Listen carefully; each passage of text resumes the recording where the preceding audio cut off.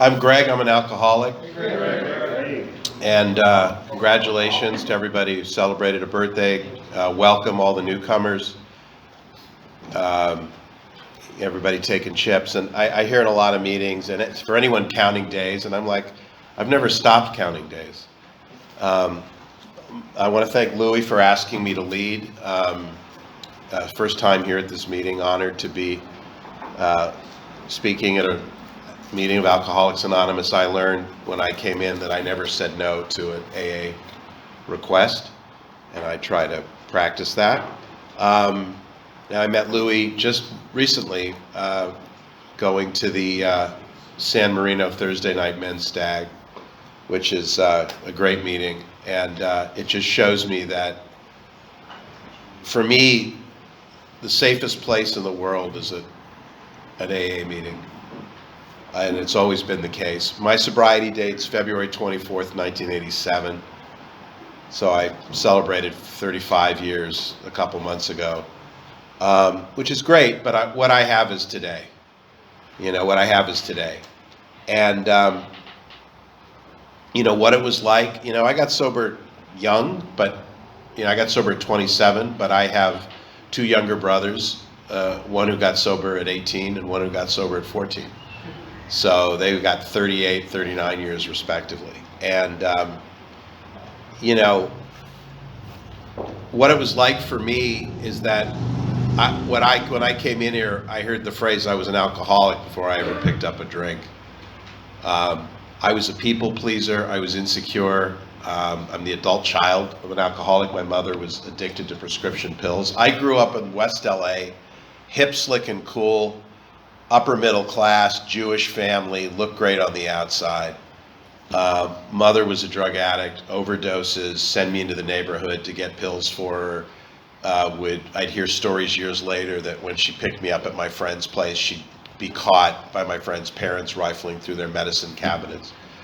And sometimes she was coherent, sometimes she was there, sometimes she wasn't. My dad was a rageaholic. He didn't drink, he didn't do drugs. And, I learned to survive by living in my head, my imagination. My bedroom became my haven. I'm a writer, I'm a professional writer, and I sort of carried that with me. I love isolation, that's like where I live, but that's not how I live. I got stoned and drunk in the same year, 1976. I threw up from alcohol, but I loved smoking pot. And I loved smoking pot because I stopped feeling. Everything was just from here up, and I was just in a fog, and it was great. And I smoked a lot of grass. It was the 70s, and I dropped a lot of LSD, which not a lot of people were doing in high school at that time. And I loved dropping acid because I think I loved getting as close to being completely insane as I could possibly get without actually crossing over into it. I got pulled over drunk, but this was back in the days when if you said I didn't have a drink, officer, they let you go. I put myself in so many, I have 3 kids, they're teenagers. I would shoot any of them who did the shit that I did,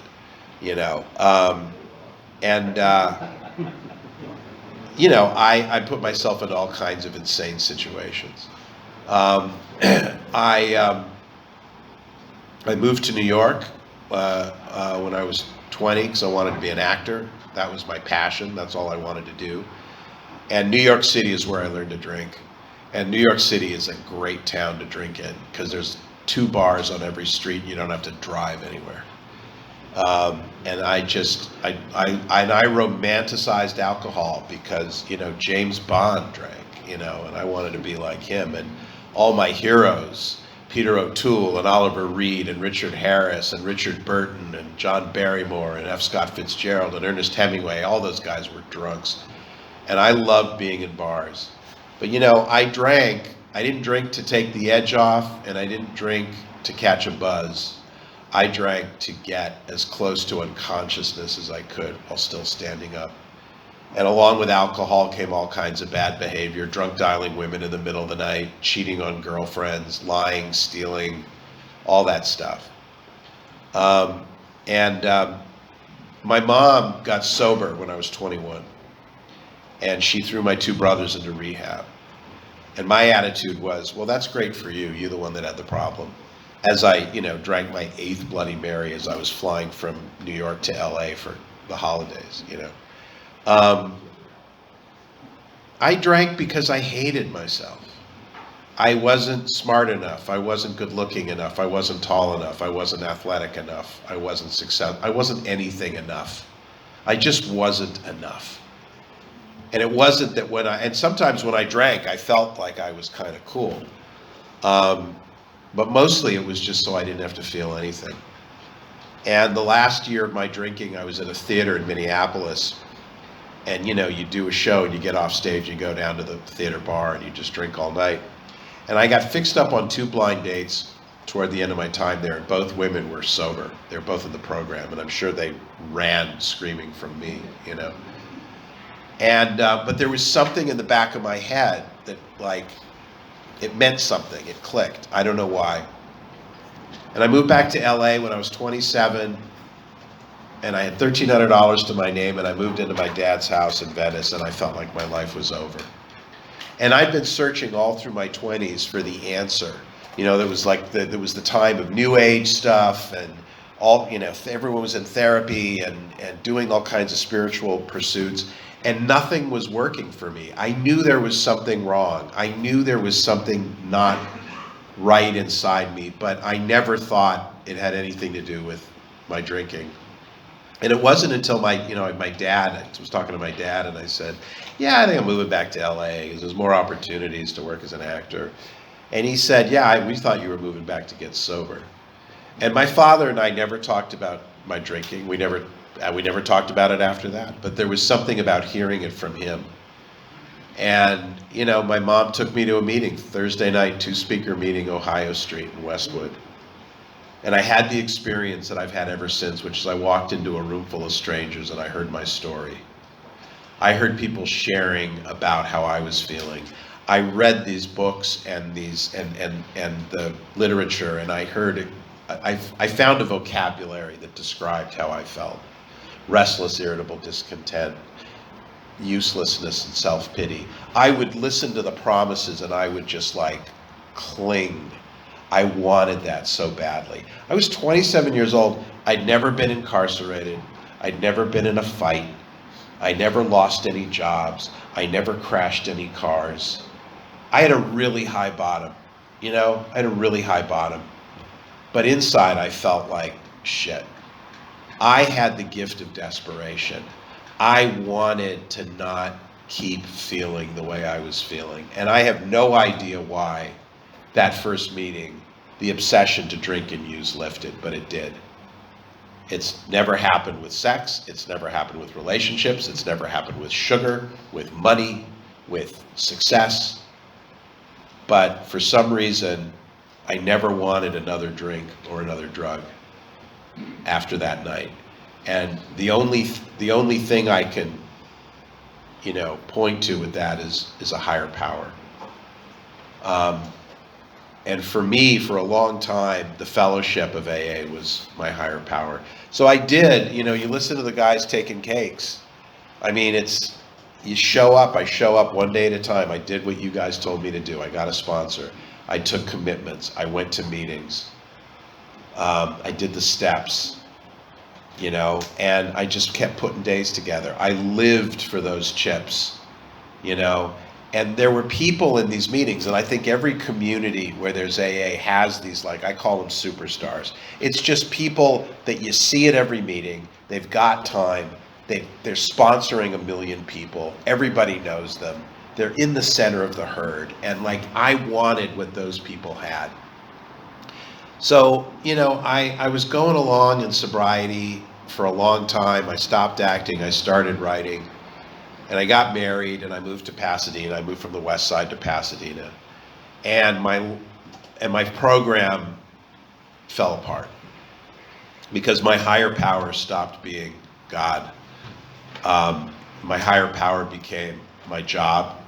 I started making a lot of money as a writer. I married someone who had a lot of money. We had a gorgeous house. We started having kids, and I lived this big life. And that became my higher power.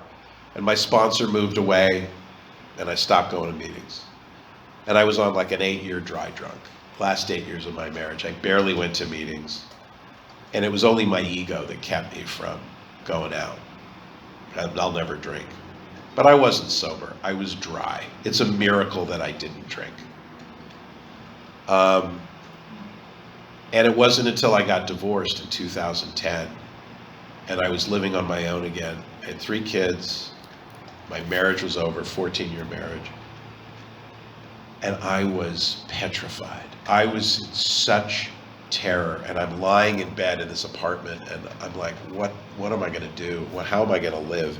And I heard a voice in the back of my head say, just worry about today. Just worry about tonight. Don't think about tomorrow. And I'm convinced that was my higher power. And my habit in sobriety, it's progress, not perfection for me. I do not consider myself a shining example of sobriety, other than I haven't had a drink or done a drug. And my habit was that I would get committed again and go to meetings, and then it would taper off, and then something else would happen in my life, and I'd come back, and then, So I started going to meetings again. I fell in with the 202 Club out here in Pasadena. I got a sponsor. I did the steps again. Several years, it was great. Started to taper off. Stopped going to meetings. Had a health scare. Scared to death. Started going to meetings again. Tapered off, and then the pandemic hit. And for me, the pandemic was a blessing because of Zoom. Because since March 2020, I've gone to at least 1 meeting a day for the last, however, 2.5 years, whatever. I was going to a group called Shakers out of Glendale, now Pathfinders. And now that, in-person meetings are coming back, and AA has kind of allowed me to start going to a couple other programs, but AA is my foundation. And I've gone to more meetings in the pandemic since I first got sober. And I see the difference. And I see it is all about showing up. The thing that I never heard when I got sober was that as long as I stay sober, the longer I stay sober, the stronger my disease gets. People say, like, my disease is doing push-ups in the corner. My mom went out when she was 11 years clean, and it took her 5 years to die. And when she died, she was dead 3 weeks before any of us knew. She was in the morgue at Hollywood Presbyterian. She'd been checking herself in the last year of her life to get morphine. And they'd stopped putting the next of kin information on the hospital report.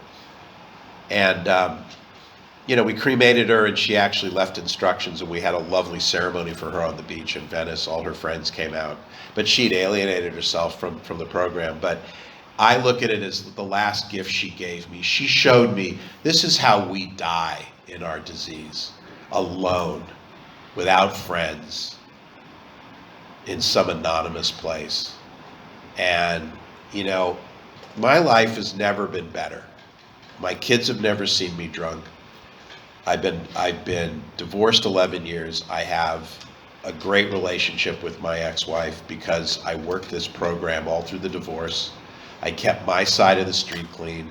I showed up. I was of service. I never engaged. I didn't take her inventory.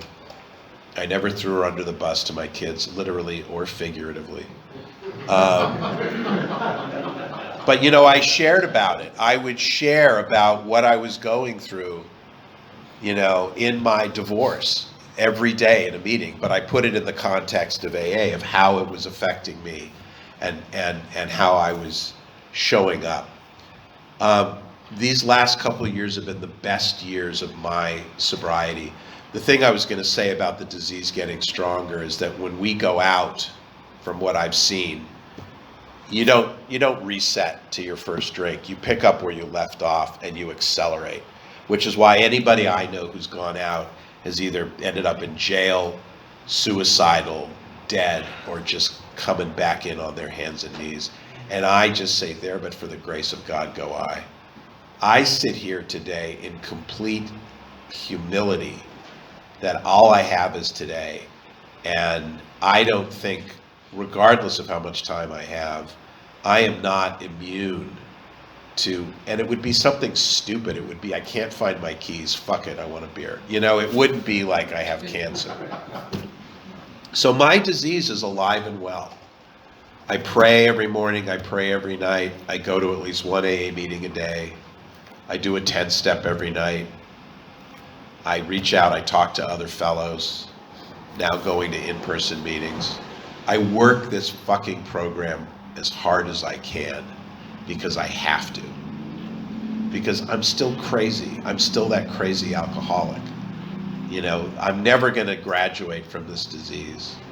And, you know, I just want to echo what was said here when the guys were taking cakes. You don't ever have to feel that way again. And you know what I mean when I say that way. We all know what that way is. You never have to feel that again. You never have to pick up a drink. Pick up the phone, grab somebody. You'll find somebody to sit and talk on the phone with you. I'll do it. And it is about giving back, and it is about being of service. You know, I'm filled with gratitude to be here amongst you gentlemen tonight. You know, we can come from different places, we can have different backgrounds, we can speak different languages, but I've never felt like I couldn't relate to another alcoholic, ever.